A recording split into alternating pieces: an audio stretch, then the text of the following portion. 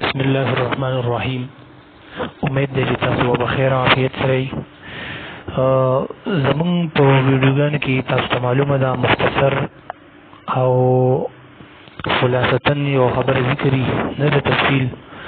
نو د مانځه په باره کې نننۍ موضوع د چې څوک مونځ نه کوي د هغې انجام به څه وي. یو حدیث تاسو مخکې پیش کوم.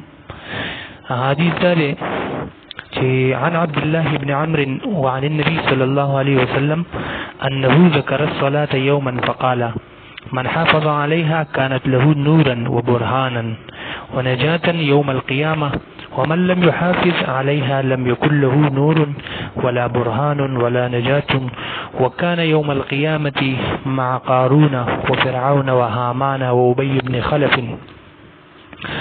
سامعينو د عبد الله ابن عمر رضی الله تعالی عنہ د نبی علیہ الصلوۃ والسلام نه روایت کړی دی چې بشکا ذکر کول ادا کول د مونږ په ورځ باندې چې ورځ د قیامت ته دا راشي، خو چا چې د دې حفاظت کړی دی د دې مونږ حفاظت کړی دی نو کانت له نورن داغه د پاره به دا مونږ نوري او برهانن یو دلیل به او نجات یوم القیامه او د قیامت تورز په داغه د پاره د نجاتی.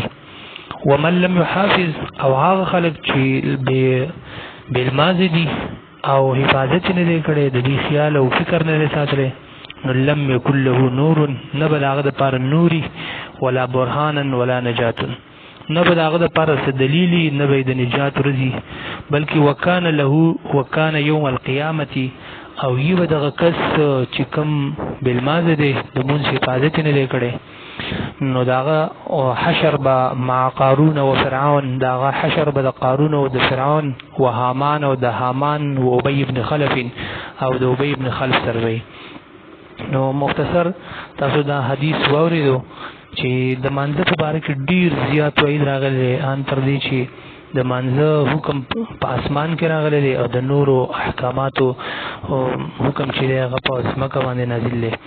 نو دا فوقیت شو د مانځه او د نورو ویډیوګانو لپاره تاسو زمون دا مختصر کلیپ او زمون دا مختصر یو ویډیو دا سبسکرایب کړئ، لایک کمنټ ورکړئ، ډیره مهرباني. د نورو ویډیوګانو لپاره دا اجازه راکړئ. د الله په امان.